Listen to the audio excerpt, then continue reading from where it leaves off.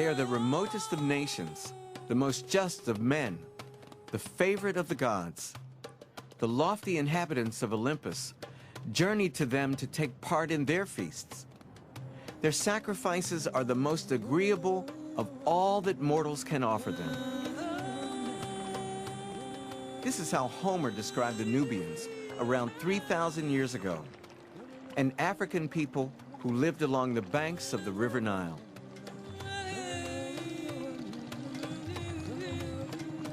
When I was growing up, I used to hear people in my neighborhood talking about black pharaohs. We called them Nubians. I never dreamed that there was an actual place called Nubia. It seemed more like a fairy tale to me.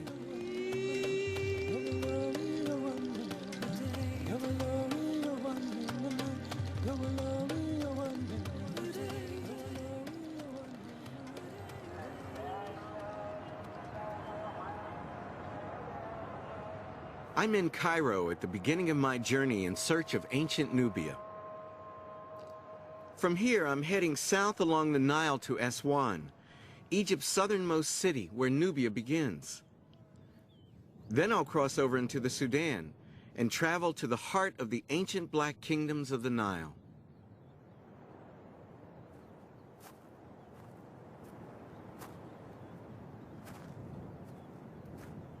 Egypt is the only ancient African civilization most people have heard of. Nobody knows anything at all about Nubia. I've wanted to see the pyramids since I was a child, and it's taken me 40 years to get here. I can see why people are obsessed with this place. This extraordinary royal tomb was built for an Egyptian pharaoh 4,500 years ago.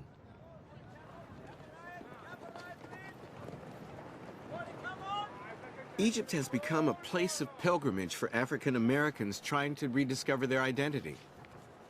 And for many of us, Nubia is just a black word for Egypt.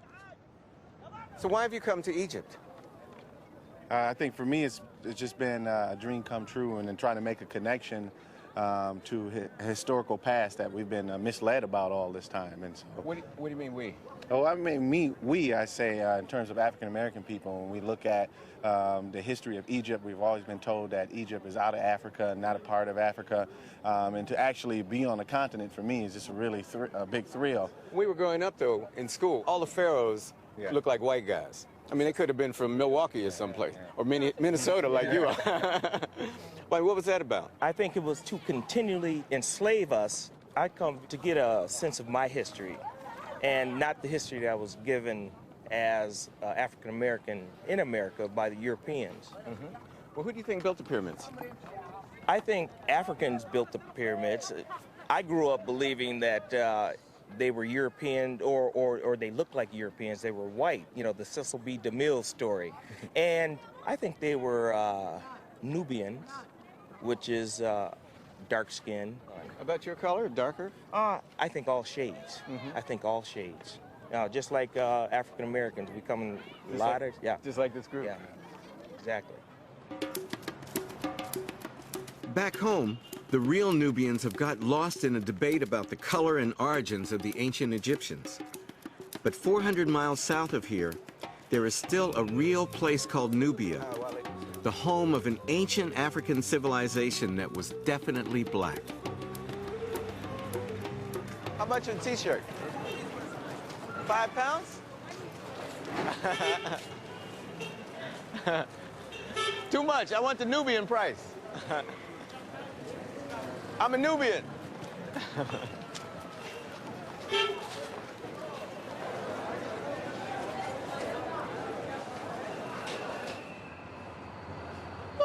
I'm taking the night train from Cairo to Aswan. Once, all the land along the Nile, south of Aswan as far as Khartoum in the Sudan, belonged to Nubia. It still exists, but now it's just a region split in two by the border between Egypt and Sudan.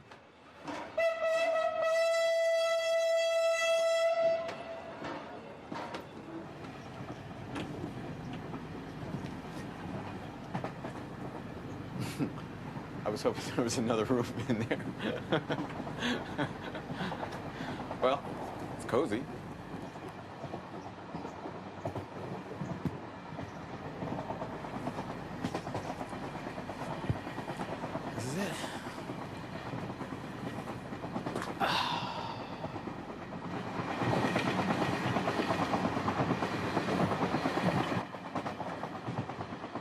African Americans are obsessed with Nubia.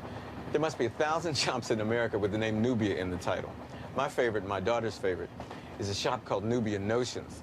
But believe me, there are a whole lot more. When I was applying to Yale, the first sentence of my application said, my grandfather is colored, my father is a Negro, and I am black. Now my daughters are African Americans. Their kids, I bet, will be Neo-Nubians. You know, if we can't tell exactly what the color of the Egyptian pharaohs were, the one thing we do know is that the Nubian pharaohs were black people. And now, having heard about Nubians almost all my life, I'm on a train heading south to the land of Nubia.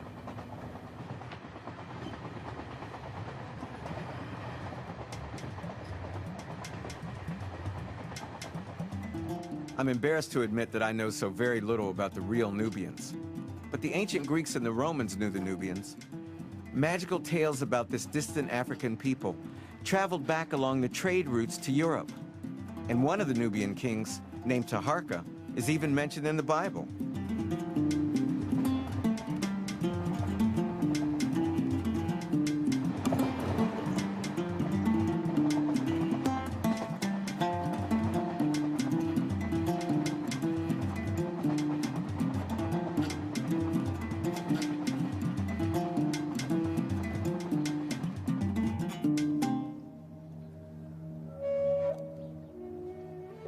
My search starts here at the temple of Abu Simbel. It turns out that this great Egyptian monument is in fact in Nubia, built at a time when the ancient Egyptians ruled it.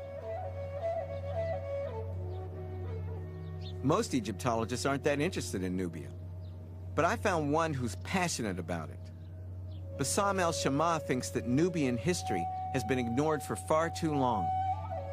Ramesses II, about 1250 BC, a man who ruled our country for about 66 years and 2 months, because that's documented, actually decided him and his very dedicated workers to come here and carve, hewn off the cliffs, a temple dedicated to the Nubian deities. Huh. Normally, in temples of Ramesses and other pharaohs, you would find a very typical classic scene of the pharaoh smiting his captives of war using a mace head, and that's showing his domain and his vigorosity. But in this temple, as I'm going to show you now, we found the facial features of the statues, which was hewn off the cliffs, especially the family that he is introducing to the Nubian brothers and sisters. He's showing his mother, he's showing his daughters. And one of the best examples of this is Our Lady here. First of all, we notice how the facial features are typically Nubian. And then you've got the hairstyle, the Nubian style, the Afro style. And that, of course, the style that all the queens of Egypt wanted to be in the afterlife. And we know that the Nubians were always referred to in ancient Egypt as a sign of beauty. One of the ancient lyrics go, I wish my lover was a Nubian. So that is exactly the attraction of the face itself. I have to admit that I like the idea that the daughters of the pharaoh wanted to look like Nubian princesses, even if it was to persuade the people here to worship them. I don't want to interrupt your narrative, but I have to ask you this. How come you know so much about Nubia, man? You must be the blackest Egyptian I've ever seen. Nubia doesn't have to make any effort for anybody to fall in love with her. She's a beautiful culture. She's a beautiful, informative culture. She gave us a lot. And when I came down from Alexandria to Aswan, to the beginning of the heart of Nubia, I decided I want to learn the language, I want to learn the songs, I want to learn the dances, and most importantly, I want to know about those people, about their lives, about their history, about their culture, because they're part of me. So you can marry one of the women, huh? Exactly. if I got lucky. This temple itself got lucky. In 1964, when the Egyptians started to build the Aswan Dam, it was moved here, block by block, to save it from being drowned.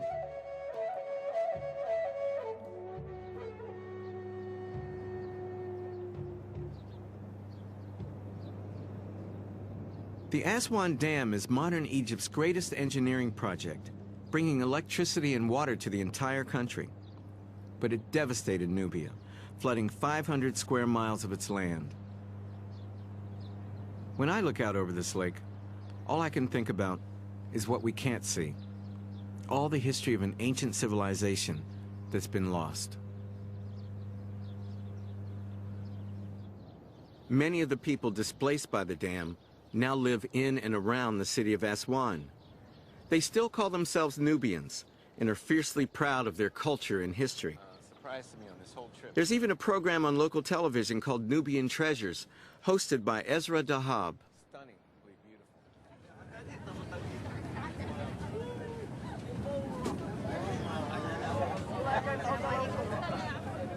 You know, I'm an African American, and African Americans are all colors, sizes, and shapes. When I look at the Nubian people on this boat, it's the same. They're all colors. Yes. Some are dark, some are light.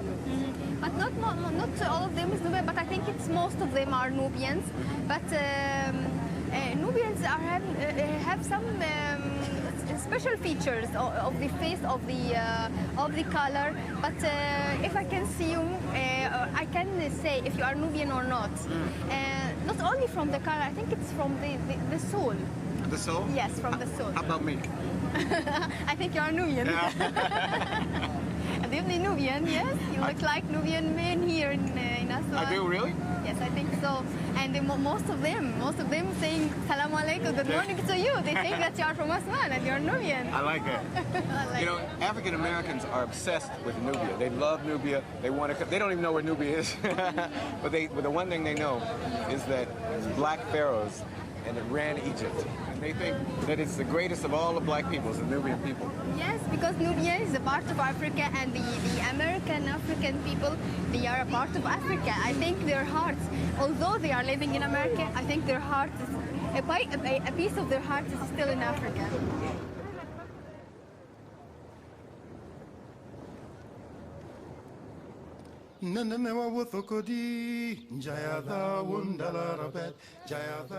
Ezra has brought me to the only Nubian village that survived the flood. It's called Garb Aswan.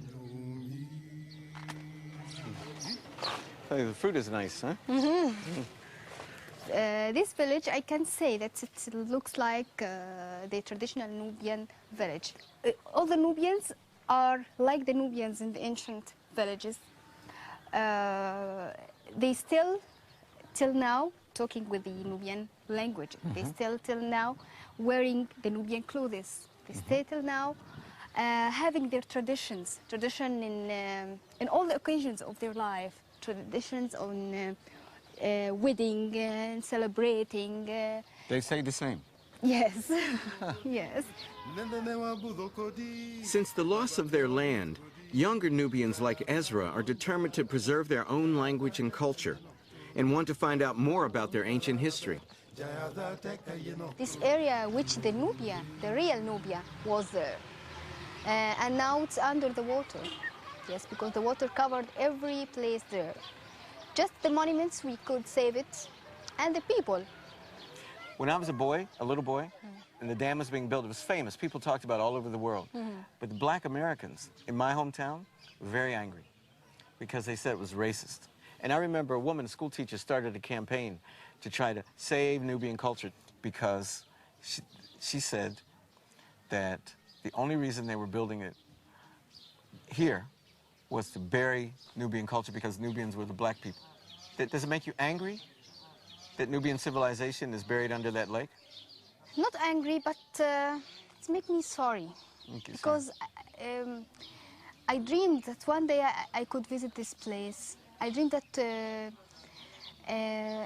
if I could have the chance to live even one day in the ancient Nubia, because my father told me many things about it, my grandfather and mother, and all the history books, or all the books which talking about the Nubia. And when I see the pictures of the Nubia and the palm trees which the water is covering till the end, sometimes I cry. Yeah.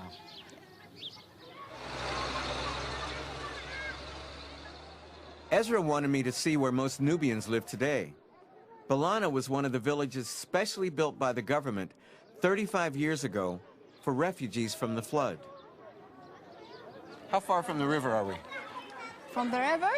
Yes, it's about 2 kilometers out. It's not on the river. No. No, it's not on the river directly. No. So it's a long way? Yes. Yes. They lost their close relationship with the Nile because in the ancient Nubia, most of the houses were on the Nile. Just a few steps to let your feet touch the Nile waters. 68 tourists were killed by Islamic terrorists just a few weeks before I arrived, so security is tight. To be honest, I'm not sure who I'm more afraid of, these guys or the terrorists. ازيك يا فوزية؟ اهلا وسهلا. ازيك؟ اتفضل. Assalamu alaikum. عليكم السلام ورحمة الله This is وبركاته. Fawzia. اتفضلوا. Ezra was determined that I would meet Fawzia Suleiman, whose family lost their home to the flood when she was only 9 years old. Once the dam was completed, what effect did it have on your family and the other Nubian people? Did it cause your family pain, distress? Did it make her sad to have to move her family? لما حصل ان انتوا تهجرتوا يعني هل حسيتي مثلا ان عيلتك اتأثر؟ أثرنا ولا حاجة، احنا بعد ما جينا استلمنا الأراضي. She's saying that the benefits of the high dam more than anything they lost there. وزرعناه يعني الفلاحين العاديين عندنا طبعا. There is no pain for her family for moving from the ancient Nubia to the modern Nubian villages. She's very happy because now she has the chance to educate, to learn, and her children are in the school learning. That's good. And she hopes that she will learn like them one day. But do you miss? Now I'm confused. She wasn't supposed to say that. She was supposed to be against the dam. But there's a policeman in the background. في يعني دايما بيحصل لي انا لما بعمل لقاءات مع ناس كتير بتوع بلدنا هنا لما باجي في ناس بيقعدوا اسمعيني في ناس بيزعلوا في ناس حتى بيقعدوا لما بيفتكروا الحاجات دي بقى. This nice lady clearly has been programmed by the security police that are outside protecting us from terrorists or the threat of terrorism to say that building the dam was the greatest thing in her life, when in fact it was devastating to her and to her family and to her neighbors, all of whom were forcibly removed and dumped in this makeshift village. Once the policeman leaves, Fawzia calms down. The older people, did it upset them? Did it make them angry? Did it hurt them when they were forced to move? قولي لي يا فوزية الناس الكبار يعني لو فاكرة ساعتها أيام التهجير كده الناس الكبار الحاجات كلها اللي نزل بالركايب واللي نزل. She says that most of the old people during moving they were crying and saying goodbye our land or afialogo in the Nubian language afialogo. Afialogo? Afialogo, yes. That's mean afialogo بلدني goodbye our land. كل حاجة. كل حاجة. She says she missed everything.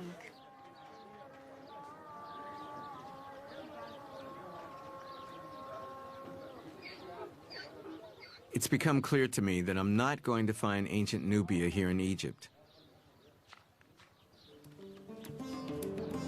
South of here, in the Sudan, I've heard that ancient Nubian cities have survived out in the desert. It's just my luck that the border's closed. So I've got to go all the way back to Cairo, then fly south to Khartoum before driving north again on a 2,000-mile round trip to the heart of ancient Nubia. My family and my friends think that I'm out of my mind to be going to the Sudan.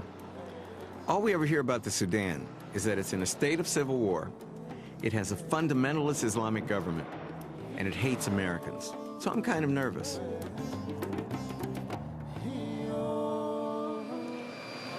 It took 2 hours to fly here from Cairo. It took 4 hours to get out of the airport because of the very strict security, and more forms than you've ever seen.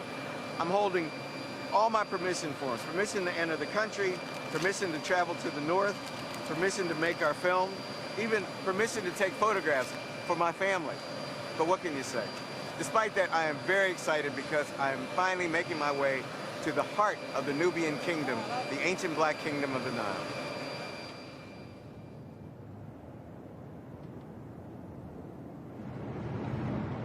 The desert is so peaceful. I can hardly believe that I'm in a country torn apart by famine and civil war. But all that's 600 miles away, thank God. I'm heading north to Merowe, the last of the great cities of ancient Nubia.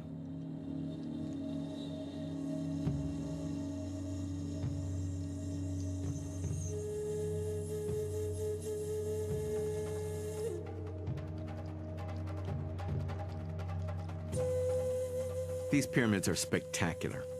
I had absolutely no idea that anyone had built pyramids in the middle of the Sudanese desert.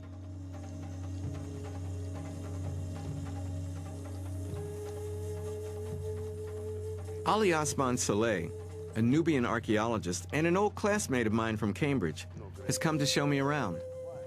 Yeah, why? At the 6th century BC, the Marawites had their own language, written language. A written language? Oh, yeah, the written language. The Marawites controlled a vast region. The Marawites had produced beautiful art. This is one of the greatest peoples of the world. They negotiated the most difficult environment that you must have seen if you are coming from there. They negotiated it, they conquered it, they made it a civilization. I can't believe that 40 generations of Nubian kings and queens are buried here. For almost 1,000 years, from the time of the ancient Greeks to the fall of Rome, Merowe flourished. But we still know so little about it.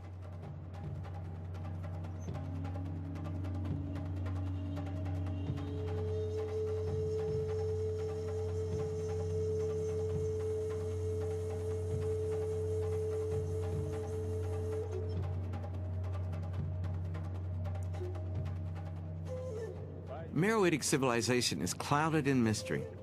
Nobody really knows what these buildings are for, but Ali has his own theory. This was a learning place. A learning place? Yeah. Like a college, a university? Like a college university. Oh. Cairo called it the College of Merowe. The College of Merowe. The College of Merowe. Now we are considering that idea seriously. If this is true, then it's the oldest university it is in the Africa. oldest university, it is. It looks so. It looks like a college. This is an educational sanctuary as far as I'm concerned. It is a lot of rooms, a lot of places, and of course last year when the excavation was going on here, they have discovered a very beautiful garden there with fine ditches for irrigation. That was the Department of Nubian Studies over there. Right? Yeah, that was the part of Nubian studies, they are possible. We are now treading the aisles of the fairest African college. University of Merowe. The University of Merowe. A 2,000-year-old college, marooned in the middle of a desert. If that's what it is, it ought to be one of the great monuments of the world. Instead, the whole of Merowe feels like some strange mirage.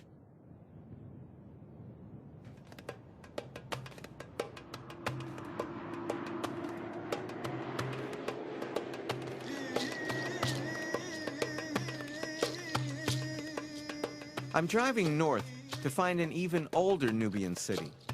The journey's supposed to take 2 days, but there are no roads, no hotels, acres of sand, no toilet, and no showers for 200 miles.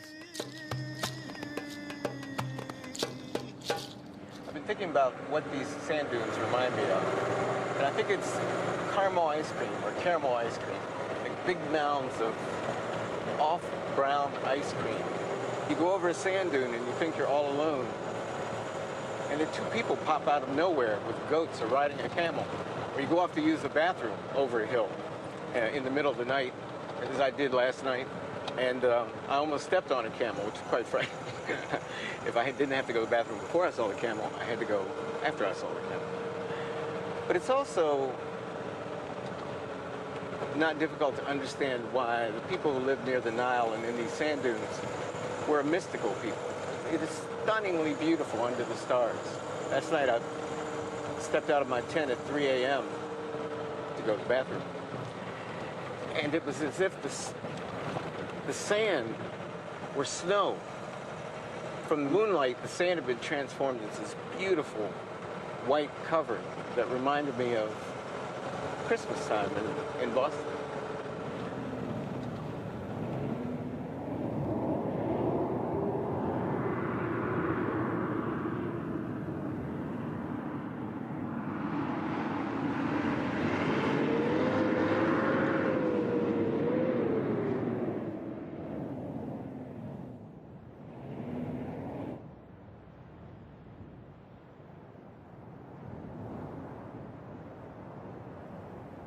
Come here. Yeah. You want me to push? Yeah. You must be joking. All right.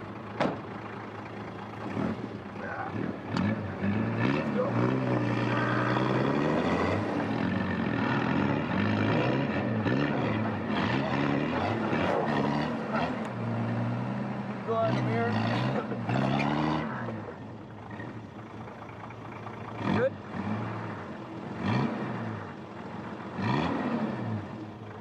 I love the taste of sand for breakfast. Stay away.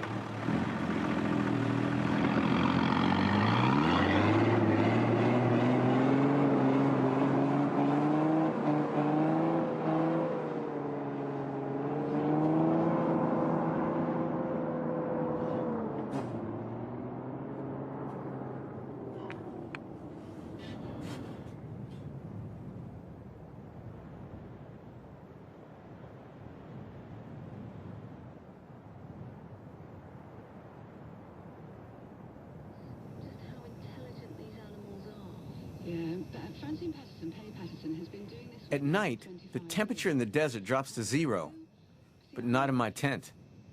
The wild mountain gorillas in Central Africa. I hated to camp when I was a kid, so I can't believe I'm enjoying this.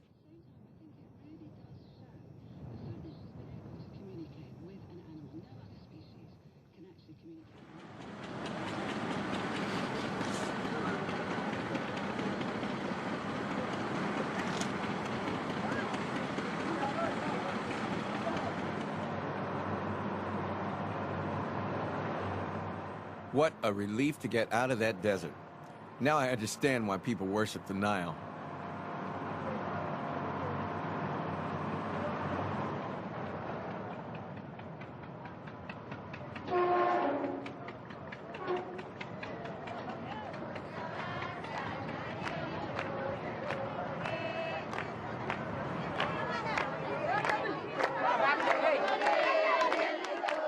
I'd forgotten that this many people even lived in the Sudan.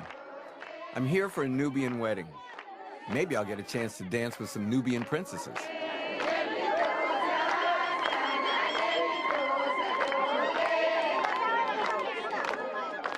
The groom has asked me to be his guest of honor. The Nubian on the left is me.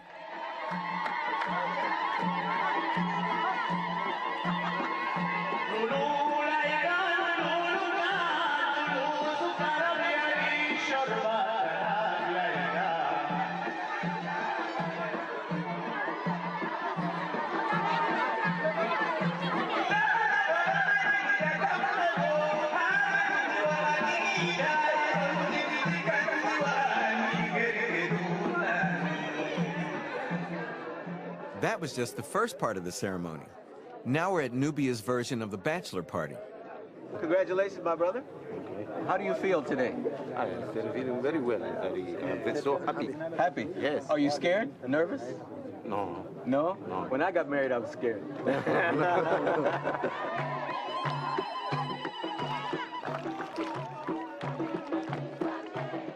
The Nubians were Christians for 1,200 years before they became Muslims in the 16th century. Some even took part in the Crusades. We've come to the river for a ritual that dates back 3,000 years. The groom cuts through the water with his sword to receive the blessings of the Nile.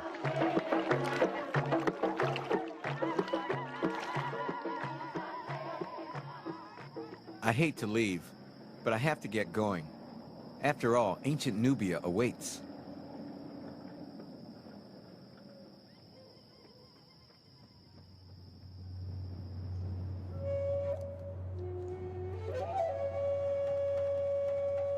The next morning, at the sacred mountain of Jebel Barkal, I meet up with Irani Liverani, an Italian archaeologist.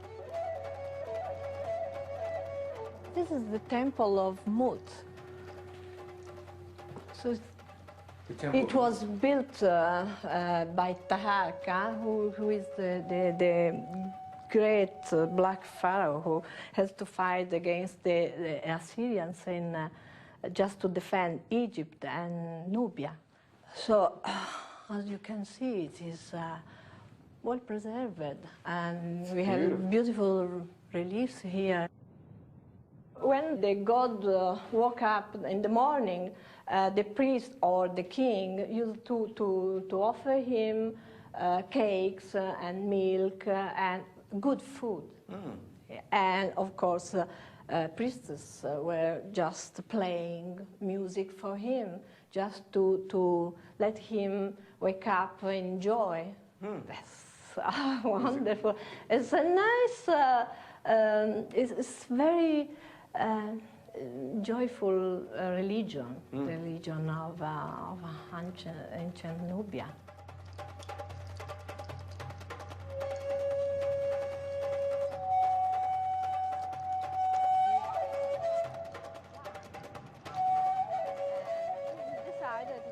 In the 8th century BC, the kings of Nubia conquered the whole of Egypt, and this was their capital.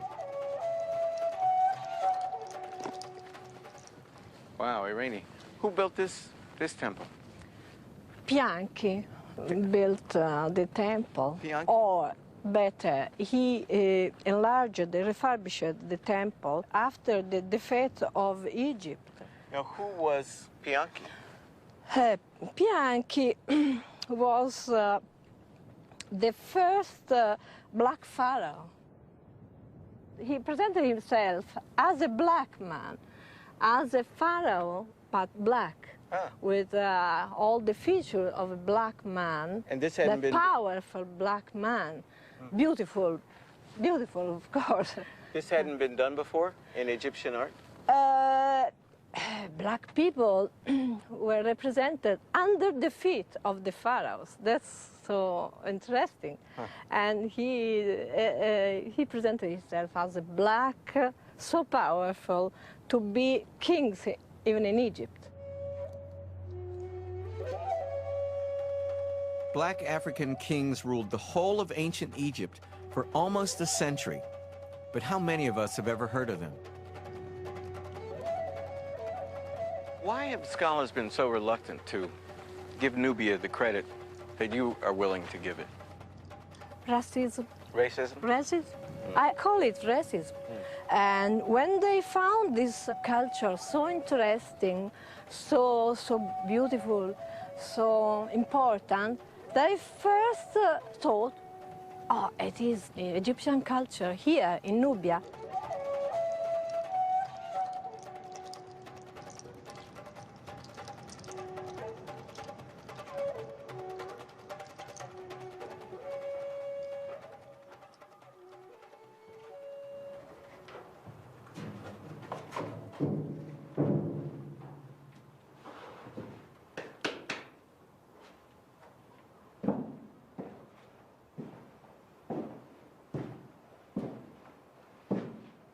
If this were Egypt, I'd be queuing with hundreds of other visitors and a guide.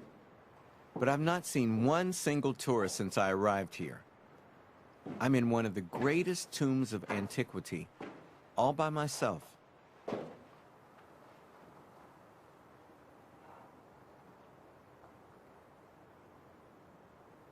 For almost 100 years, black men and black women were the most powerful rulers in the entire world.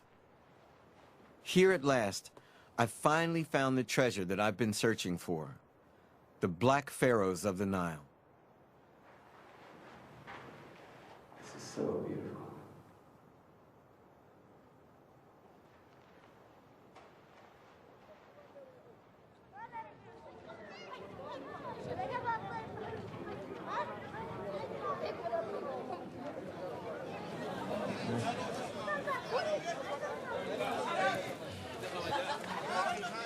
The Sudanese are just about the friendliest people I've ever met. Assalamu alaikum. Thank you. Very much. Thank you very much. Assalamu alaikum. I feel stupid that I've been so worried about being hated as an American.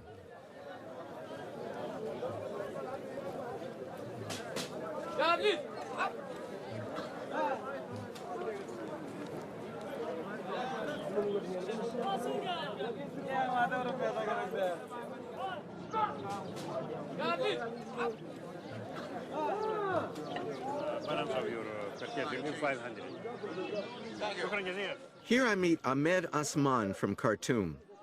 It turns out that he was a student in the United States. Would you like grape or oranges? Come desta. Desta come. I like oranges. You like oranges? بكم دستا؟ About 6. do نص دستا. نص دستا yeah. Or a dozen. A dozen. Dozen? Yeah, for everyone. عليه نقيله كويس دستا. How much would that be? That will be 4,000 pounds, which is about $2. No, Banana? No, we're fine. Thank you very much. Okay, let me help you.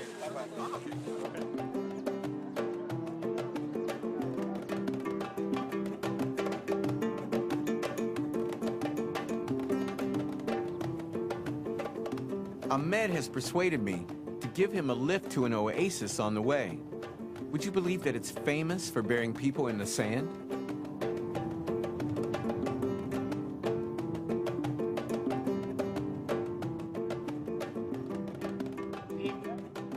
When we arrive, the school principal is keen to tell me all about it. Why are the sands here so good for your health? لماذا الرمال في هذه المنطقة حسنة لصحتك لصحة الإنسان؟ لأنه هذه الرمال الموجودة عندنا دي بتختلف عن الرمال في المناطق الثانية. These sands which are present here are quite different from sands elsewhere. ولذلك فيها نوع من المواد تقريبا تكاد تكون جيرية، ربما إنه ده يكون السبب، لكن الدراسات ما محددة، يعني ما حصلت دراسة مقننة عشان توري على إنه الميزة الأصلية في الرمال. Some chemical ingredients which are useful for health, but no studies have been done to determine what are these ingredients. Well, I don't have rheumatism, but I have arthritis. So do you think it can cure me and my hip?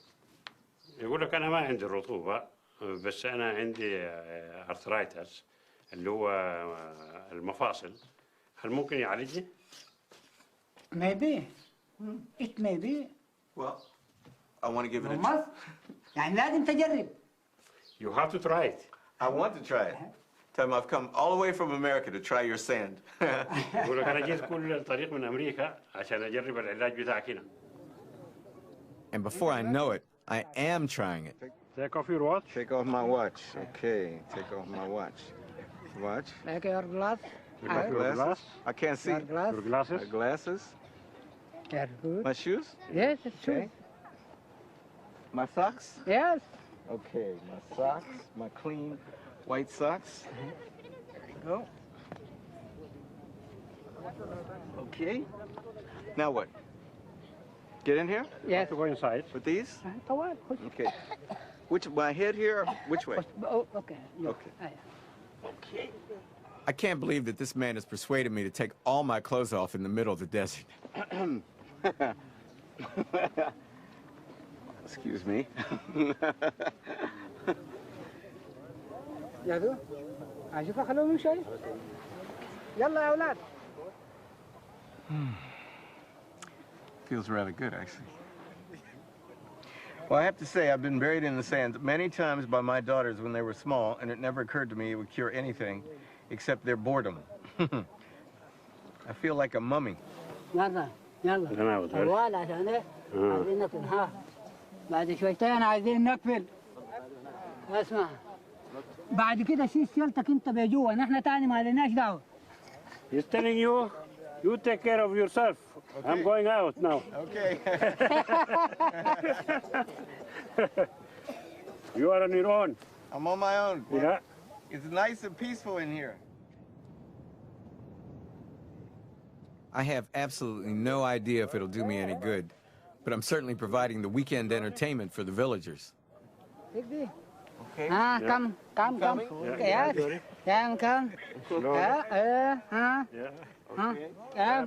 Wrap yourself well. Up. Okay. Now you want me to stand up? All right. Up. To the house. Salaam alaikum. Okay.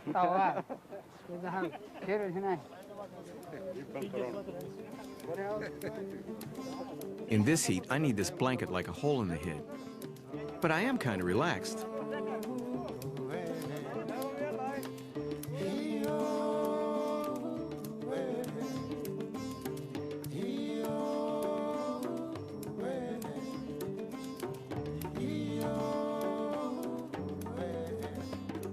I'm heading for my furthest point north, the area around the Third Cataract.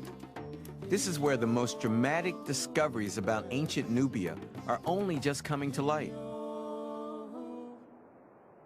This area is the most ancient part of Nubia, the mysterious land that the early Egyptians called Kush.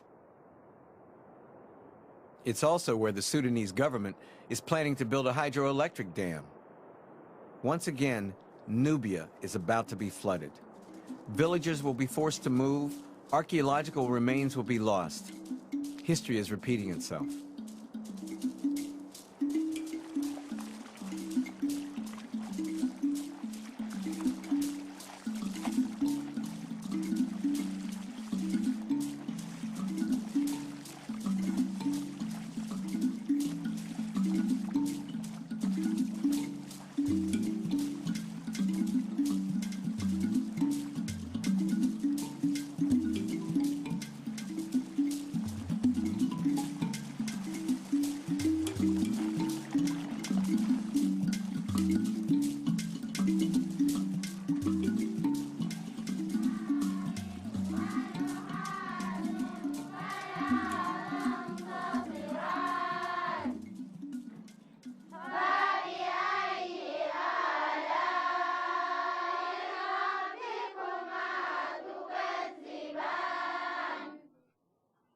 Mashikela is one village that will definitely be drowned. It's the home of the oldest Quranic school in all of Nubia, and it's still run by two brothers whose family founded it 350 years ago.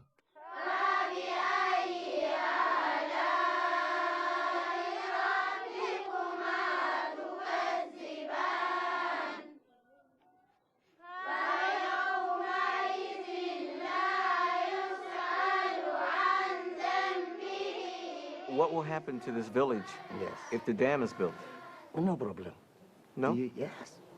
We all glad. We want to see the dam today before tomorrow. But will this school be wiped out? You see, I want to tell you something. If somebody come make a dam here, he come tell me, leave the mosque or leave your house. I see like my daddy died now. I understand.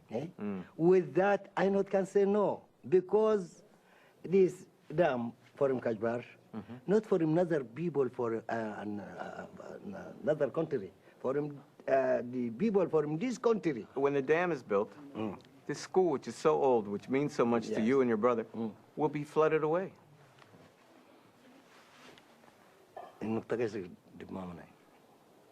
Ahmed. Sheikh Ashi stops our interview to talk to our translator. Language is a problem, but I know that he understands me. Just like Fawzia back in Egypt, I think he's afraid to speak his mind. I'm a teacher too, so I know if I lost my school, if it was flooded, I would be sad. We can do. What can you do? Nothing. Nothing. Yes.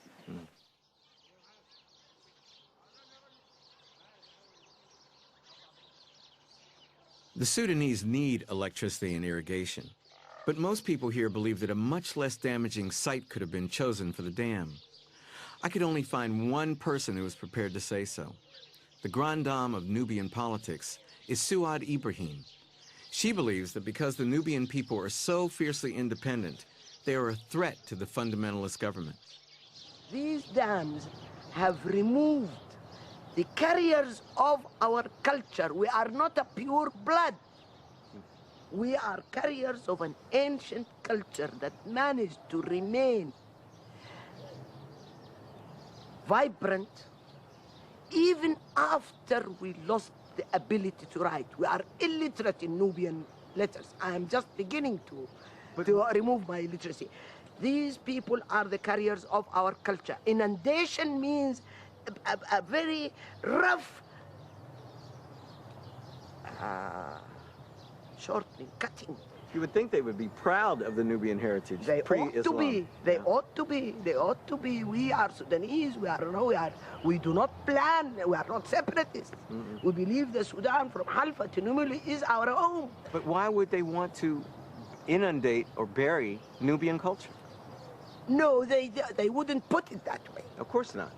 They wouldn't put it that way. But that was the originally dams were loved. Now the whole world is against dams.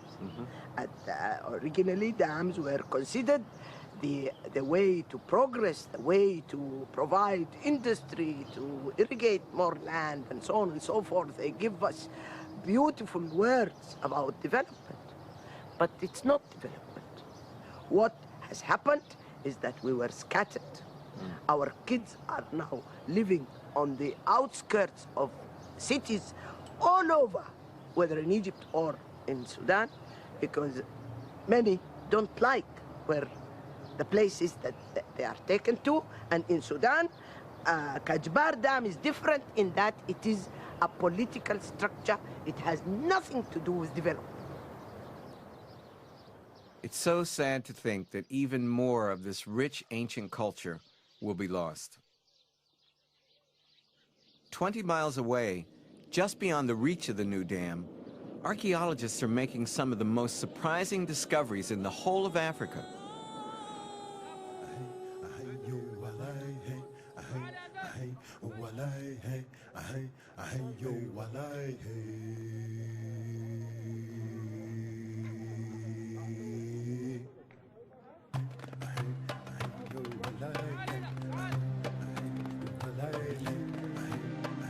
This is Kerma, Nubia's first capital, a 4,000-year-old city emerging from the sand.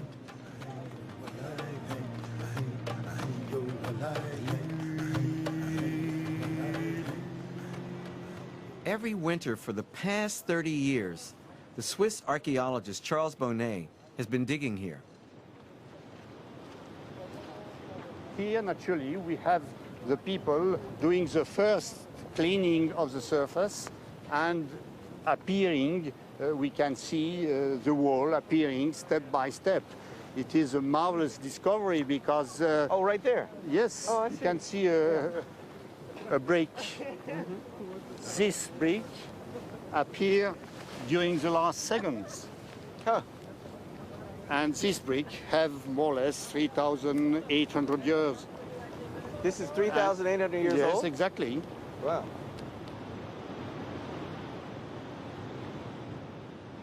One of the strangest structures I've ever seen dominates this site. To me, it looks like a massive termite mound. This monument is a defufa. It is a Nubian term, well, used generally to explain a construction done by men, and you can see it from far away in the horizon. In fact, it is the late period of a huge temple. Probably we have under a very small chapel, and step by step, it's become this big monument done in mud brick. It was the main temple of the city, and it is the center of the city. We have the palace, we have the defufa with all this religious quarter. We have in this side a lot of chapels, and you have to think that we are cleaning the surface of the city. That means if we go deeper and deeper, we can find other cities with other, older naturally, with other institutions. And this is fascinating, naturally. It is. A thriving African city built before Stonehenge. And now the team is finding remains of an even more ancient city that dates back 5,000 years, older than even the pyramids of Giza. It's the very oldest city found so far in the entire continent of Africa. How much work remains to be done? Everything, I must say, because it is the first town of a huge kingdom, 1,000 kilometers along the Nile. It is the first level of a town. and they are on many levels preserved. It is 240 graves, and there is still 20,000 graves to dig. I think that this region is, at the world past, one of the most interesting region of the world. But why are there so many sites in Egypt and not south of the border, not here in Sudan? Well, I think that Europeans choose to dig in Egypt. But you know, Egypt is extraordinary. When you think to the huge monument, you think to the temples. But today, archaeology is changing. We are thinking to men. And it is naturally marvelous to find a very beautiful statue, to find a treasury. But to find men, it's maybe an extraordinary answer too. And it is why I'm passionate here. It is to find the men of the past and to understand better the men of today. Thank you.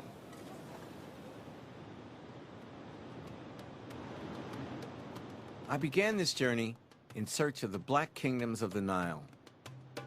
To be perfectly honest, I was afraid that tales of lost cities and black pharaohs were only a figment of someone's imagination.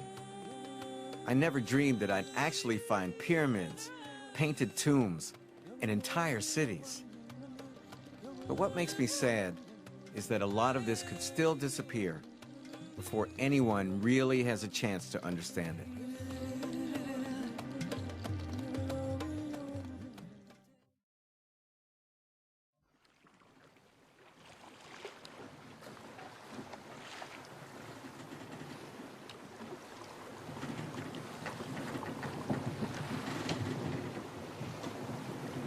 We sailed to a very fair place, with lofty stone and mortar houses.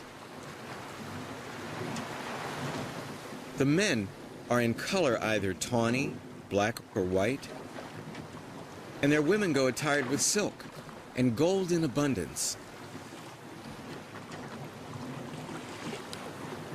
A Portuguese mariner wrote these lines when he reached the east coast of Africa in the 15th century. The Portuguese expected to find savages running naked through the bush. Instead, they discovered the Swahili, a sophisticated people, living in elegant stone towns, trading far across the Indian Ocean.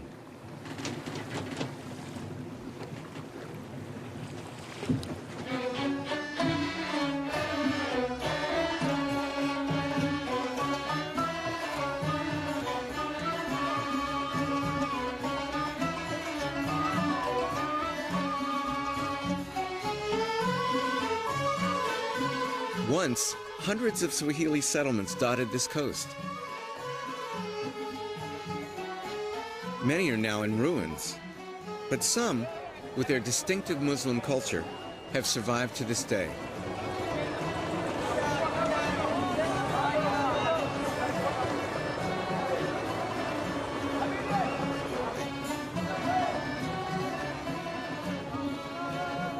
Assalamu alaikum.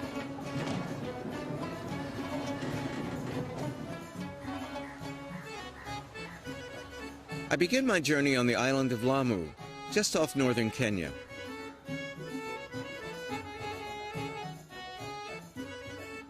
I'll travel south along the Swahili coast, stopping off at the old ocean port of Mombasa. Finally, I'm sailing to the island of Zanzibar as I try to untangle the roots of the Swahili people.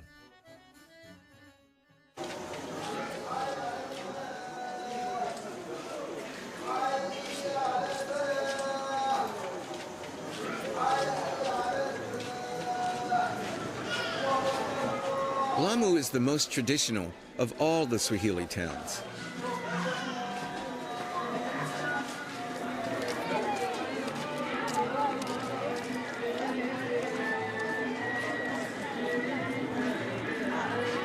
For 2,000 years, Arab merchants have settled on this coast. You can see their influence everywhere.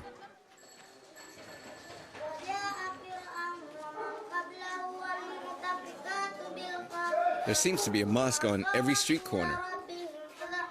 And most children here are educated in Quranic schools.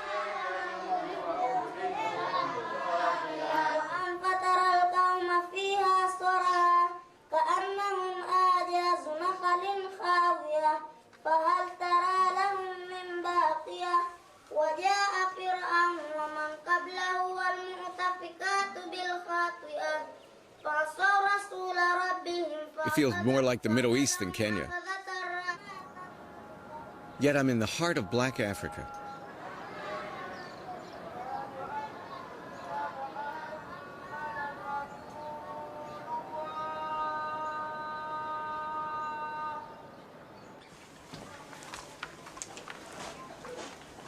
I'm going to see Sheikh Badawi, one of Lamu's most venerable Islamic scholars. Assalamu alaikum. Shikamu. I want to understand the history of Lamu. How Lamu was founded. Is it an Arab civilization or is it an African civilization? Lamu, in effect, was Arab civilization since more than 1,000 years. Sheikh Badawi is proud of his Arabic roots. He tells me he can trace his family back to the Prophet Muhammad. You have a noble ancestry. Do you have African ancestors as well?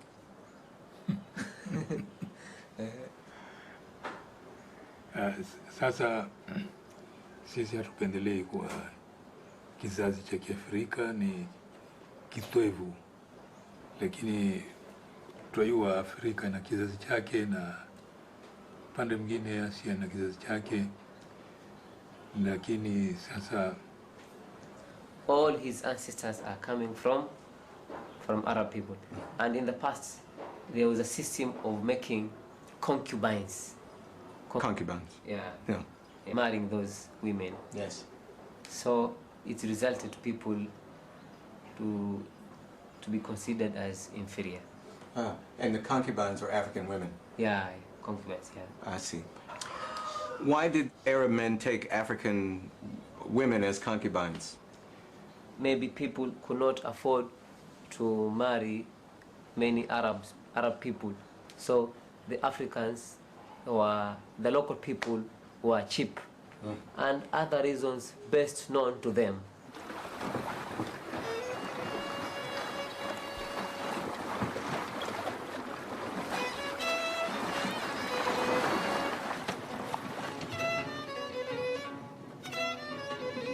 Whatever Sheikh Badawi says, that supposedly pure Arabic blood has long been mixed with the blood of Black Africans.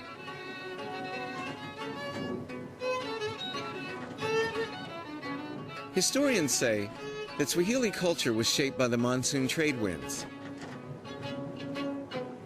Arabs came here to trade with Africans. They had to wait 6 months for the winds to change before they could sail home.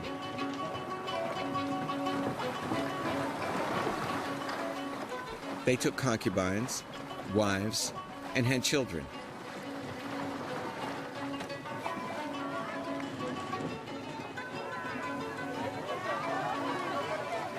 One village still specializes in building dhows.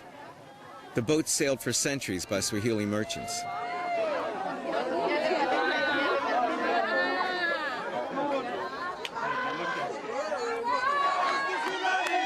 Today, everyone's on the beach, helping launch a new dhow.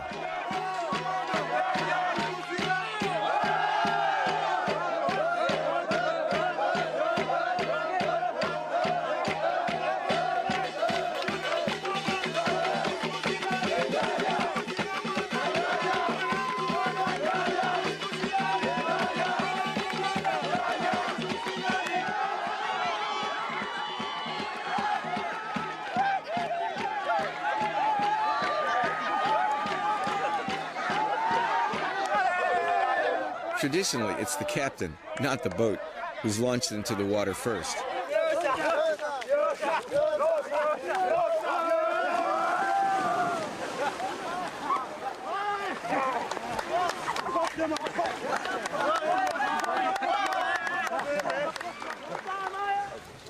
Kofia yako. Oh. Pole sana bwana. Yeah. Pole sana. Hakuna matata. Yeah. That's great. Work is work. Yeah, it is. Nzuri kabisa. Kofia. Kofia. Okay. You okay? Yeah. You okay? Yeah. Thank you.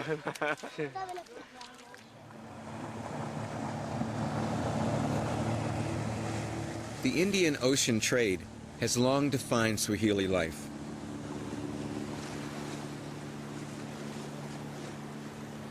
Africans and Arabs traded riches from the interior for the luxuries of the East.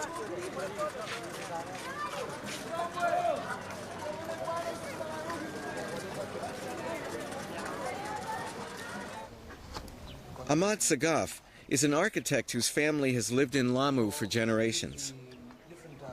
Like Sheikh Badawi, he traces his ancestry back to Arabia. Yeah.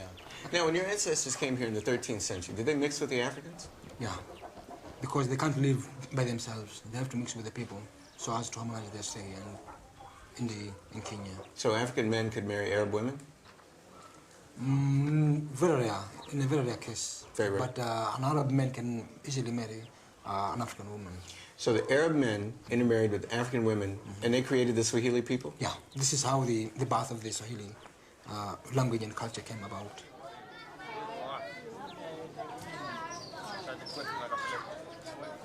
So you can trace your ancestry back to the 13th Yeah, I century? have a tree structure of our families.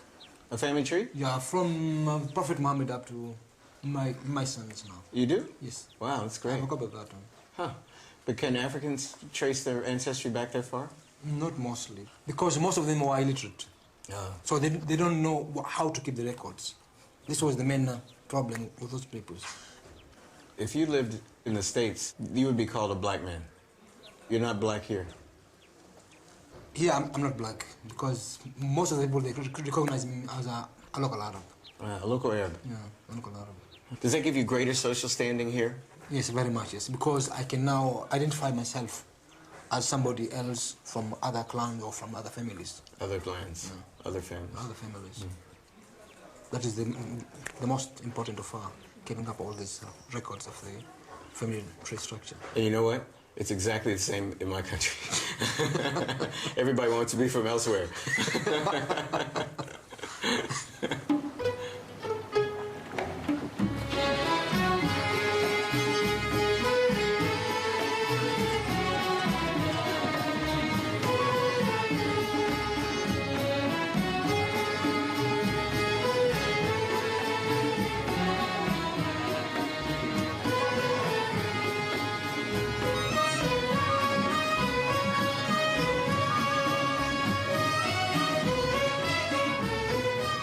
My conversation with Ahmed reminds me how black Americans used to claim descent from some distant Cherokee or Sioux ancestor. Anything but pure Negro. So far, all I've heard about here is their Arab ancestry, and not a lot about the Swahili's African side.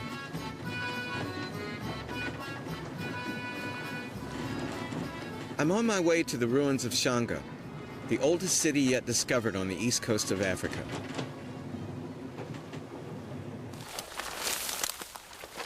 Shanga holds important clues about the origins of the Swahili.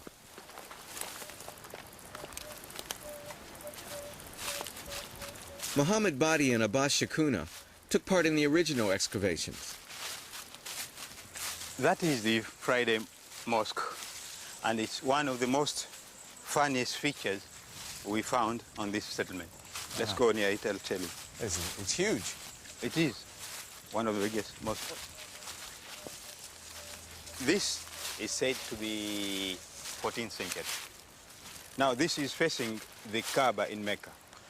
So there is this mosque you see on the top, right, and then there is another mosque. How old is below that? This one? How old is the one That below? one was said to be about 11th century. 11th century.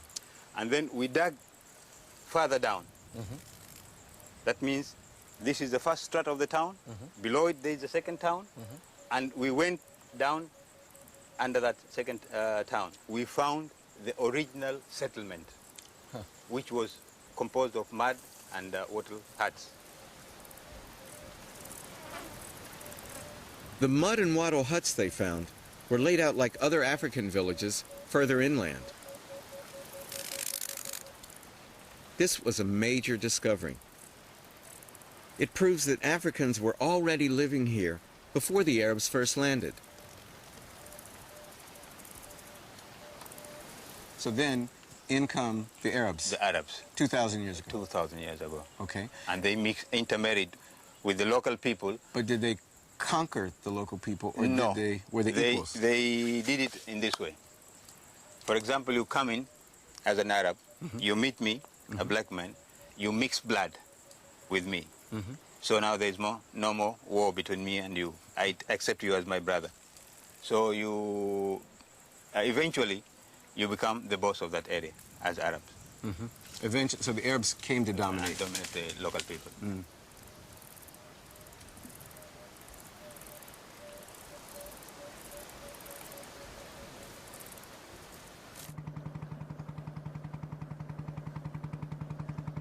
So while the Arabs came to dominate the coast, Shanga shows that the Swahili's roots are African.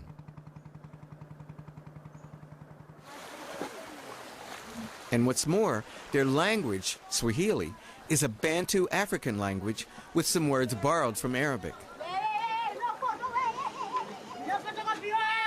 Today it's the most widely used language in East Africa.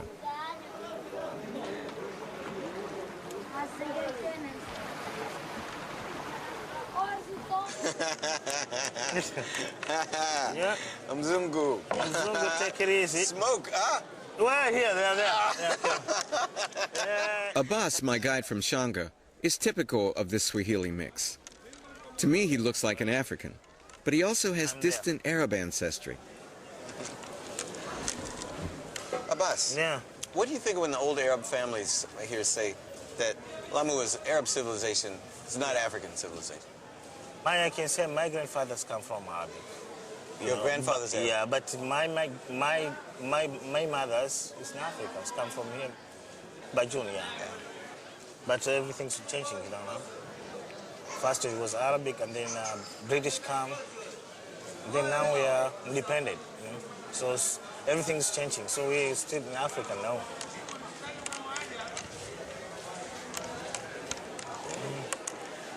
One of Abbas's wives is Arabic. Until recently, this would have been unthinkable. In the past, Arab men married African women, and almost never the other way around.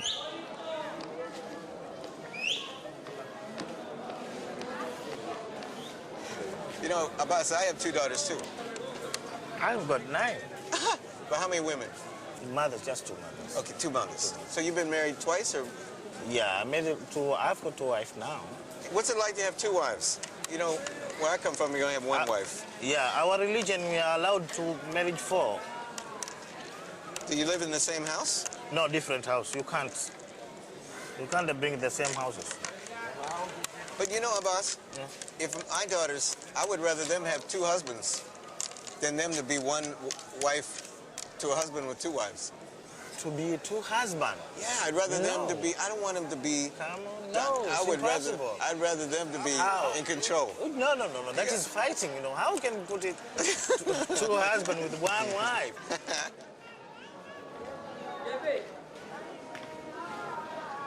Two great cultures, African and Arab, met and mixed on this coast. But in Lamu, it doesn't exactly feel like a marriage of equals.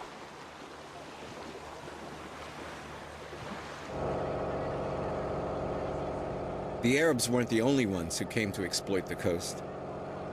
The British were here from the late 19th century up to 1960. They gave special privileges to those who claimed Arab descent, deepening racial divisions. In Lamu, these old prejudices live on, even though the island is now part of modern Kenya.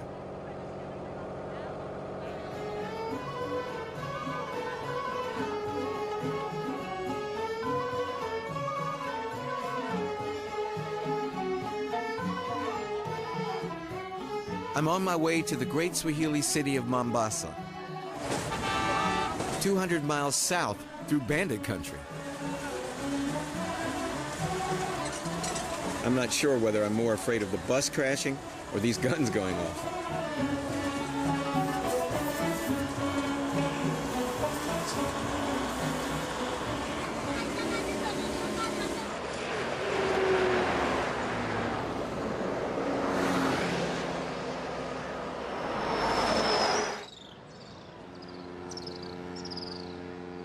Mombasa was once one of the richest Swahili city-states. Today, it's Kenya's second city and a major Indian Ocean port.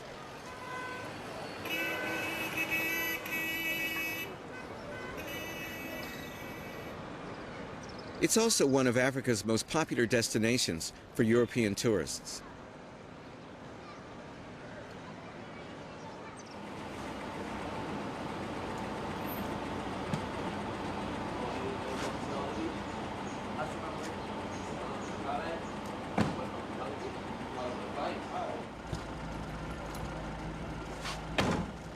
This is your room key. Thank you You very just stay much. with us. Okay. Asante sana bwana.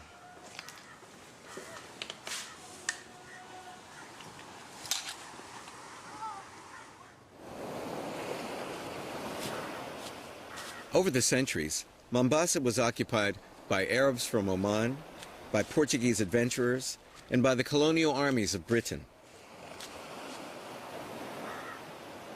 The latest wave of intruders is armed only with traveler's checks and suntan cream.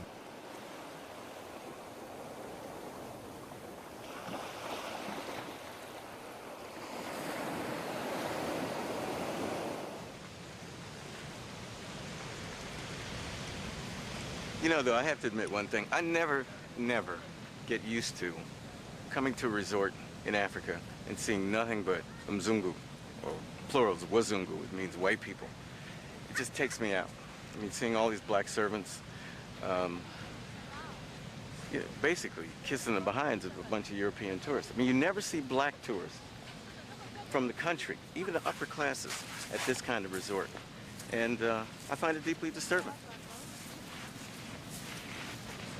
Jambo Bun.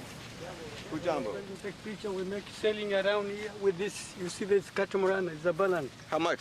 I selling here around. How many shillings? You take the photo there. We charge you 600. 600 for how long? Depends if you like 1 hour, 1.5 hour, 2 hours. Yes. Okay. Well, think about it. I'll let you know. Santi Sandoval.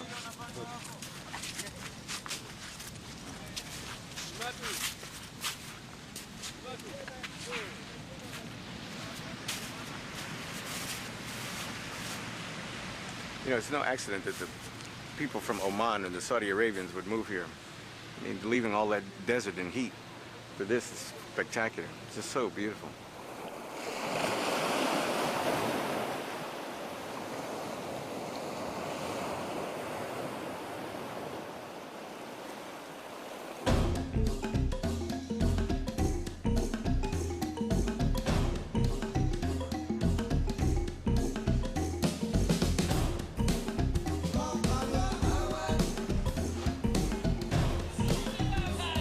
The hotel offers so-called African entertainment for its guests.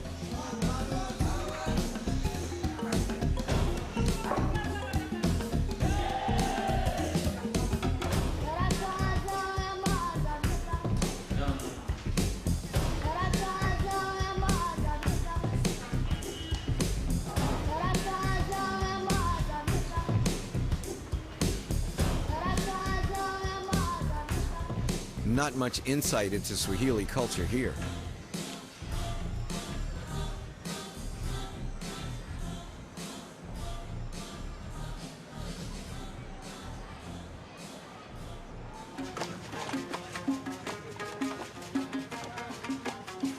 Another attraction is the Swahili Dhow Cruise. It can't be worse than the dancing.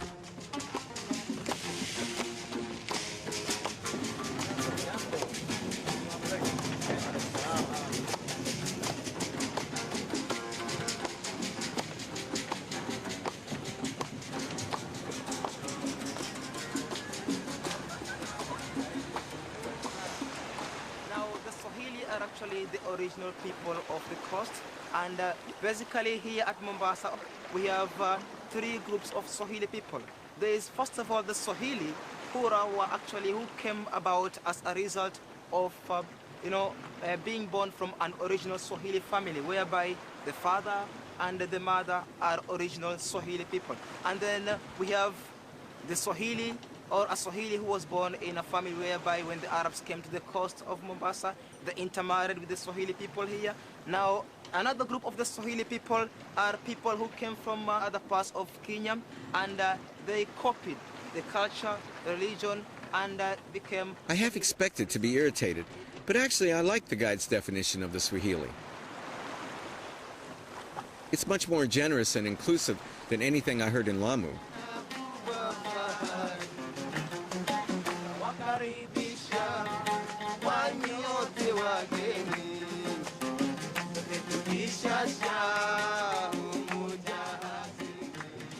He told us that the Swahili are the original African inhabitants of the coast, as well as the result of intermarriage with the Arabs. He also said you can become Swahili just by moving here and becoming Muslim.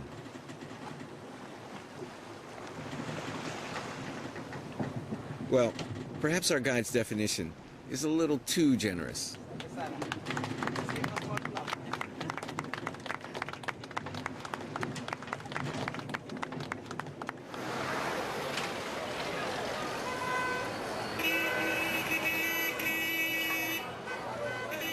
To me, Mombasa feels much more a part of modern Kenya than Lamu does.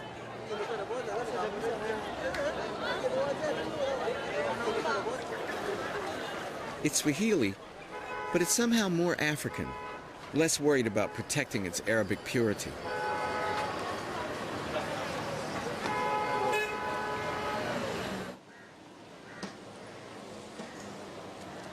In the afternoon, I abandoned the tourist trail. I've been invited to watch a spirit cult ceremony.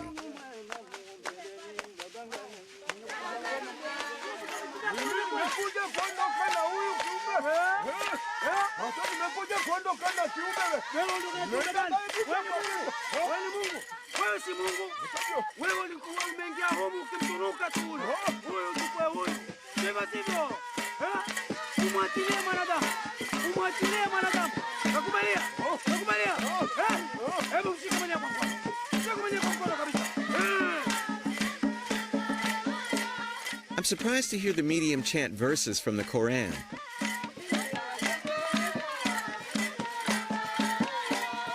The spirits themselves are divided into Arabs, Africans, and Swahilis, like a spiritual version of Swahili history.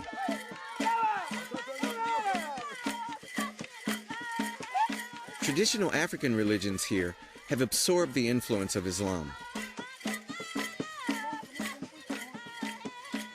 Sasa sisi twakupa karamu yako kwa wakati huu, na wewe hakuna tena kumtisa huyu mwanadamu. Kula karamu yako. Huna ruhusa tena kuna damu ya mwanadamu huyo. Tena leo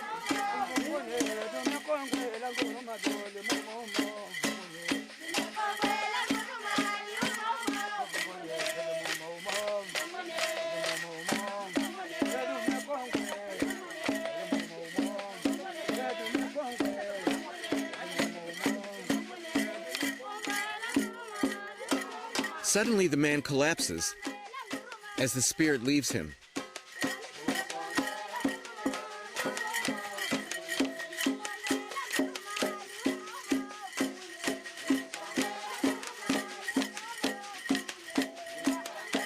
The spirit is led to the shrine. So what did I just see? What happened? Yule Pemba ametolewa sasa. Ile ugonjwa sasa utaondoka, ndio anampa dawa kuoga, kisha ataiko pale kufanywa dawa. Kuchanjwa humu ati dawa kisha basi. Tapakwa tu dawa. Sasa pale atakwenda kuoga. Pale anaoga dawa. Kusafisha kabisa, kuondosha ile kutukutu na uchafu ule wa ule ugonjwa. Yaani ule ni upepo wa majini na ni jini tayari. Sasa aondoke, tumsafirisha vile. Kama tukimsafirisha alafu sasa tutaka aoge dawa, kishamaliza alafu aikwe pale, alafu atie dawa. Sasa wakati ule sasa ngoma furaha tu, kwa sasa itapigwa ngoma kwa furaha, kwa kweli ashaondoka mbali, ashaondoka. Sasa watakuja wale wa furaha wale wa furaha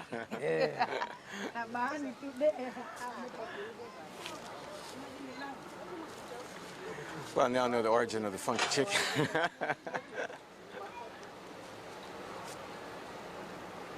The exorcism seems to have worked, but it looks like a case of malaria to me.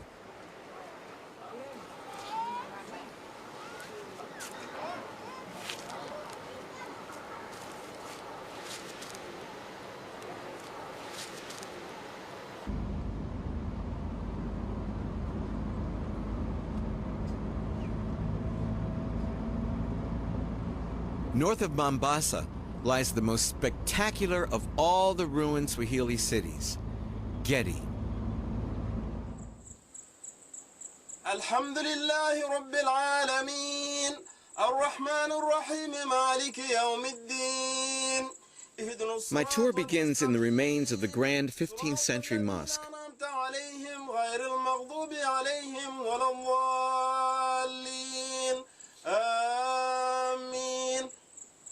So with the help of the echo, as you realized, the message would be conveyed and received very simultaneously. And for that, those women at that time had no complaints at all, right? They could hear him very vividly. They couldn't see him as well. They couldn't see him, but they could hear him. The front part of it was entirely meant for men, and the hand part was specifically kept for the ladies. The curator, Abdallah Alousi, shows me around town. This big house, which is known as House of the Dhow. And The House of the Dhow. The House of the Dhow. It shows that the owner of this house was a very rich man, and he decided to... Abdallah says that in the late 14th century, the Swahili built a remarkable stone city. More than 2,000 people once lived here, and it flourished for 300 years. For the town? When the British archaeologists uncovered these ruins in the 1950s, they saw Gedi as an Arab settlement. So this is the Sultan's palace. Yeah, here we have a big palace. When's it date from? Well, it should be in the 15th century. Because this town was at its peak in the 15th century, right? Yeah. We are now in the main court or audience court, and it was here where they used to discuss all their town affairs. This bench on our left was meant for the Sultan, and this one here was meant for his ministers, and of course the sunken court was meant for the public. Abdallah says that this courtyard would once have been crowded with citizens petitioning their ruler.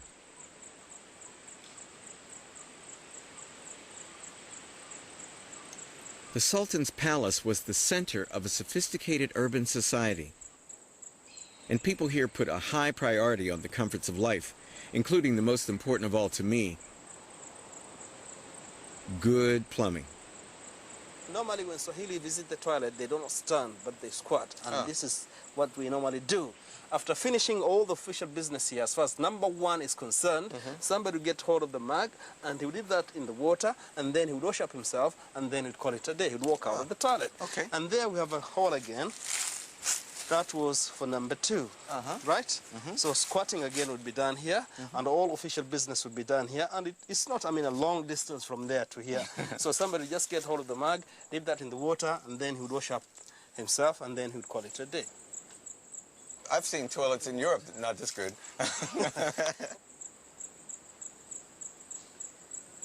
Who built this civilization? The indigenous of this place were Swahilis, and later on they were joined by the Persians. So you mean in 1399? Yep. The people who built this were African people? Typical Africans. Typical Africans. Did they look like you? Of course, why not? Are you a Swahili? I'm typical Swahili. So these were black people? These were black people very like you and I. Unlike the British archaeologists, Abdallah says Gedi was an African city built by Africans. This grand city was built by the Swahili. And here on the mainland of Kenya, the Swahili are seen as Africans.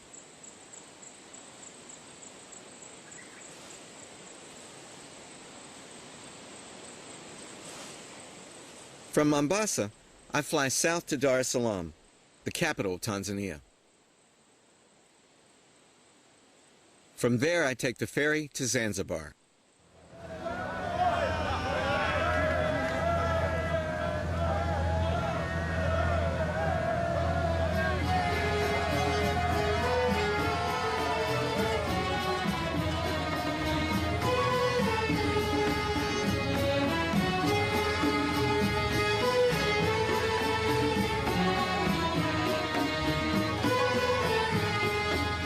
The fabled island of Zanzibar is the last and perhaps the greatest of the Swahili city-states. In the 18th and 19th centuries, Zanzibar was a major trading nation. It grew rich by exporting spices and slaves.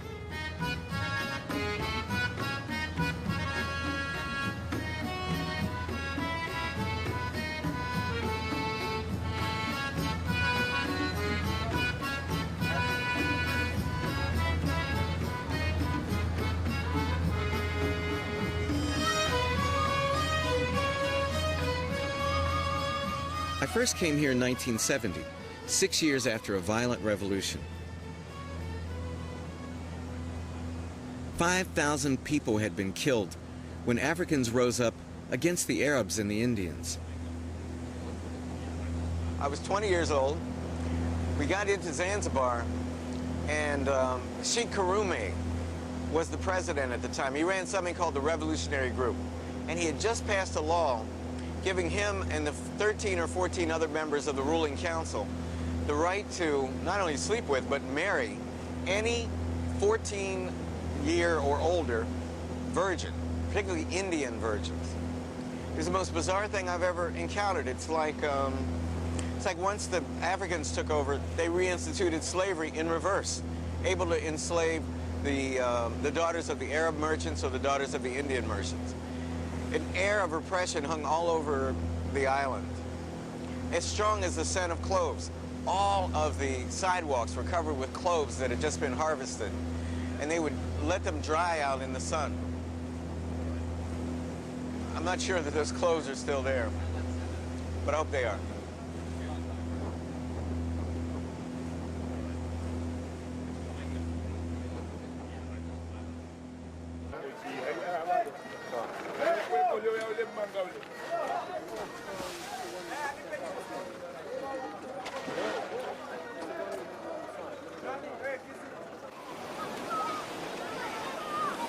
My first stop is a fishing village south of the capital. I've heard that most people in Kizimkazi claim to be Persian. You both were born in Kizimkazi? Yes. But where did your ancestors come from? Our ancestors came from Persia. From Persia? Yes. When? Really, I cannot tell you when, but I mean, they came here for many centuries ago.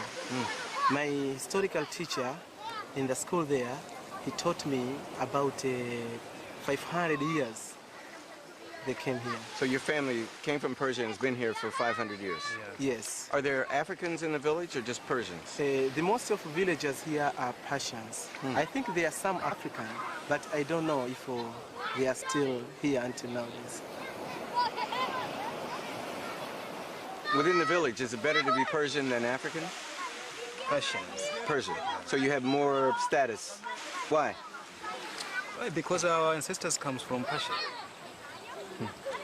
So why is that better than coming from the interior? Yeah, we feel so.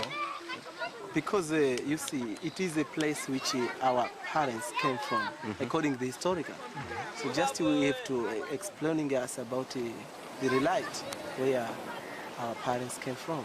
Would you be surprised to know that if you came with me back home to Boston, Americans would say, you just look African to them. There's no difference between Persians and Africans. Do you know that? Yes, of course, yeah, I do. To me, the people here look about as Persian as Mike Tyson.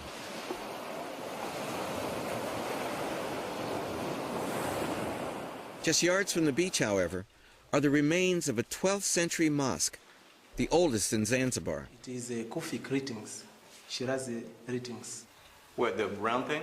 Yes, that is the written the time which this mosque finished to build. 110. Nobody in the village can read these ancient Kufic inscriptions. But sure enough, they really do show that this mosque was built by people from the Persian Gulf over 800 years ago.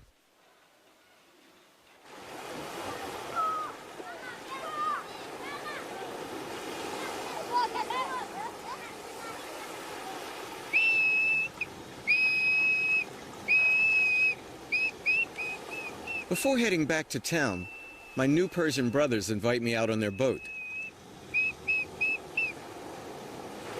Abu runs a business taking tourists to see the dolphins. I can't resist. Oh, I see them! I see them!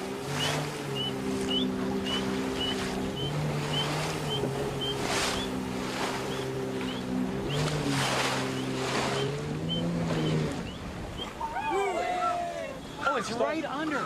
It's right under. It's right under the boat. Look. Yes. Hey, Abu, are they Arab or are they African? They're African. They're African. Yeah. They speak Swahili? No. Keep calling, Abu.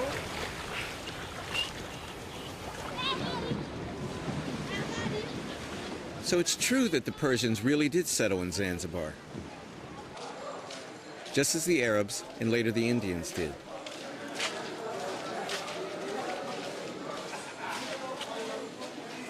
But why do so many people here claim to be the descendants of a handful of medieval Persian mariners?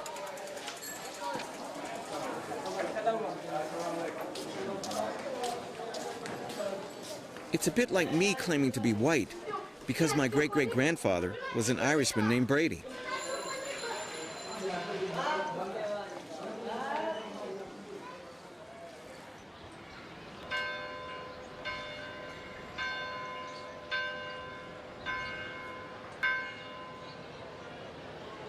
I think the answer lies in the shadows of Zanzibar's history as the center of the East African slave trade.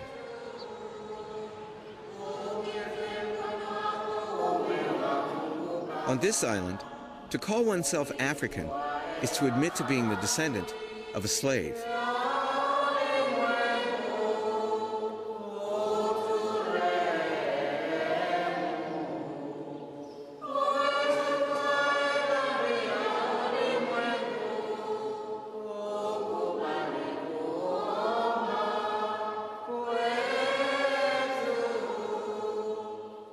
The Anglican Cathedral of Zanzibar sits on the site of the old slave market. Built here, they say, to atone for the sins of the past.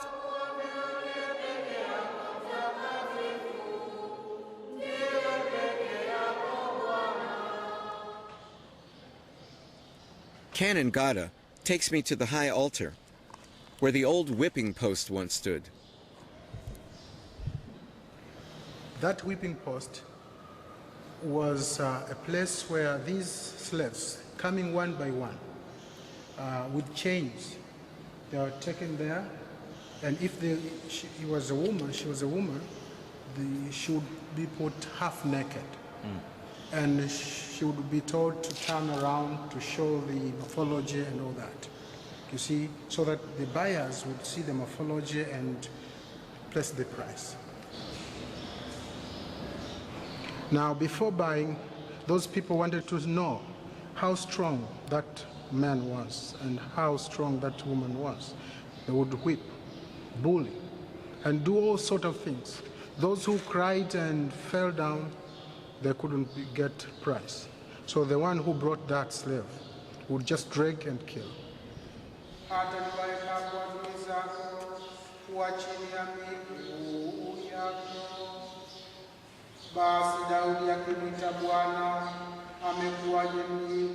This place gives me the creeps. Like most African Americans, I'm the descendant of slaves. And since I broke my hip when I was 14, I probably wouldn't have survived. My ancestors were slaves. Yes. So How do you feel about it? It's very sad for me to be here. Now, I think you have forgiven them. I don't know how good a Christian I am, Father. Well, you have to. You have to forgive them. How could the Jews forgive the Germans of the Holocaust? How could you forgive? It is only when you know the love of God. It is very difficult in human speaking, because really, somebody who really killed your ancestors, you can't forgive. But I'm handicapped. I would have been killed. I would have been killed. Yes, yes, but lucky enough, you are still alive. Yeah, thank God. And you are now one of those who were born away from from home. A long way. A long way. Yeah.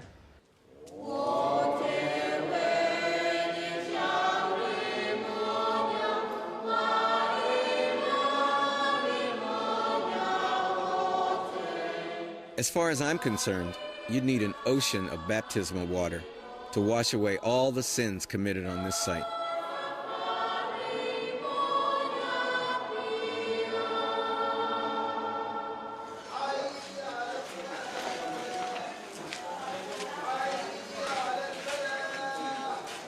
Tens of thousands of slaves were bought and sold here every year. Many were sent to the Middle East.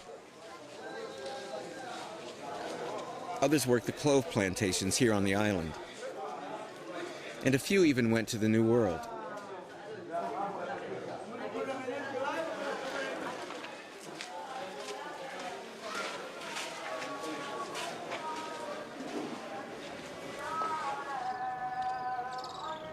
Zanzibar became so rich that in 1840, the Sultan of Oman moved his capital here, along with his court and his 99 concubines.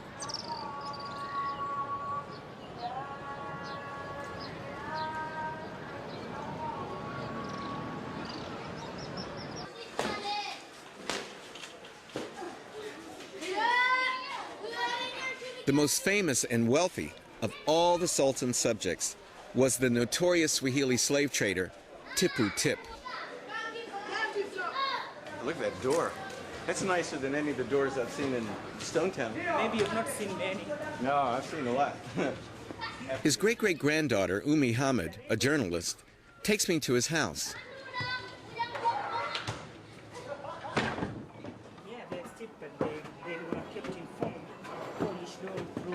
It's rumored that Tipu Tip buried 40 slaves in the foundations of this mansion to strengthen its walls. That he was in good shape. How do you feel about your great-great-grandfather? I feel that it was the trend of the time. That was business, purely. You either be a slave or a slaver. You choose the lesser of the two evils. And if you're in a position to be a slaver, why should you be a slave? The slavery was different from the slavery of Americans. The Arabs took their slaves and married them. And they intermingled with them. It was quite different with the slaves in the West, in the America, where they were mostly used for plantation, and there was racism. Yes. With Arabs, they married their slaves. So this is the difference. Arab men married African women, yes. But not the other way not around. vice versa, but at least they married them, Yes. and they had children with them. We are the product. No, that's true. Umi, your great-great-grandfather was a slave trader. My great-great-great-great-grandfather was a slave. It's possible that someone in your family, many, many hundreds of years ago, purchased and sold someone in my family. Quite possible. I think we should treat that as a sorry part of the history, and that chapter is closed. And we shake hands.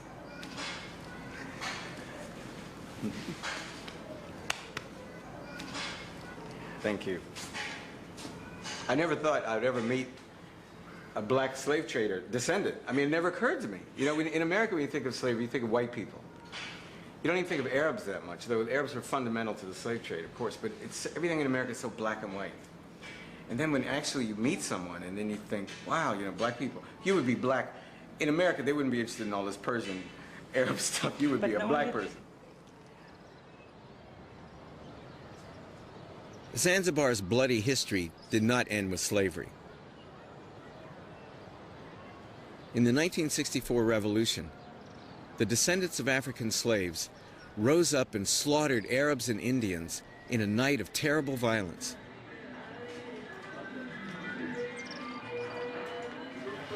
The revolution was just weeks after Zanzibar gained independence from Britain.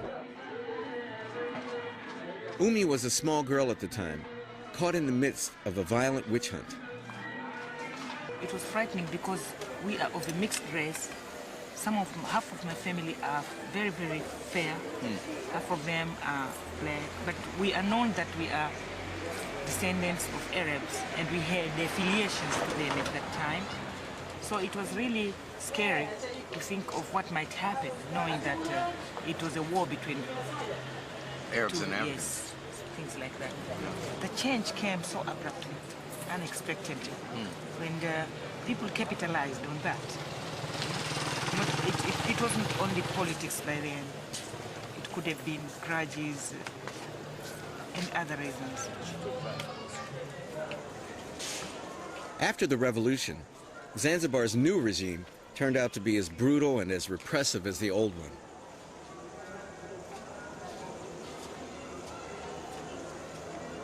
It's only in the past few years that the island is once again opening up to the outside world. That was a phase which we had to go through. And thinking of it, this island can't be Arab. Where is Arabia? Where is Middle East? And where is Zanzibar? It's two different things. Zanzibar is here beside the African continent. We are influenced by the Arabs, but we can't say that this is an Arabic place. Even the name means land of the blacks. Yes.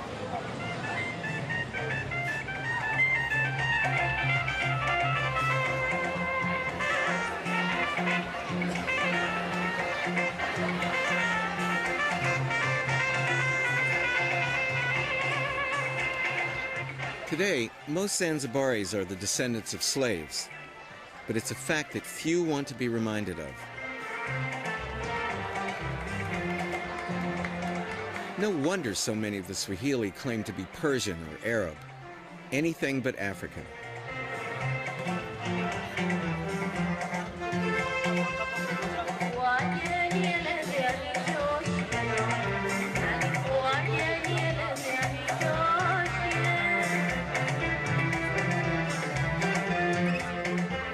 It's been so easy to say that everything of value in Swahili culture belongs to the Arabs or the Persians or anyone else passing by.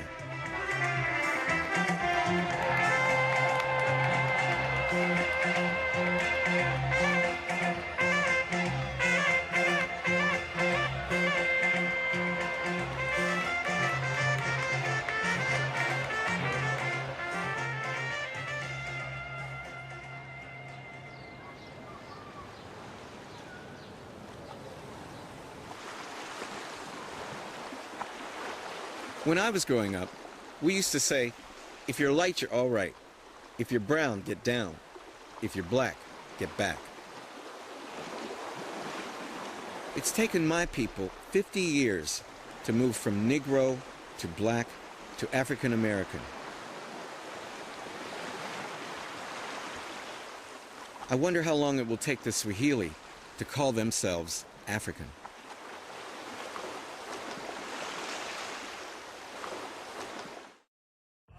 Discover the wonders of the African world at PBS Online.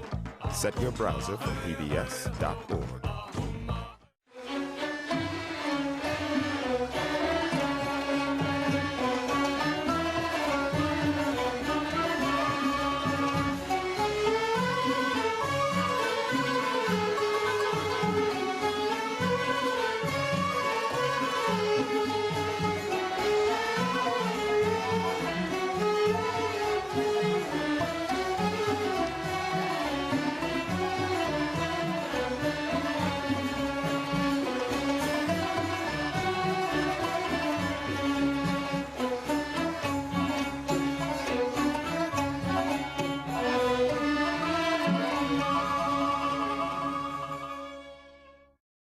Wonders of the African World with Henry Louis Gates, Jr.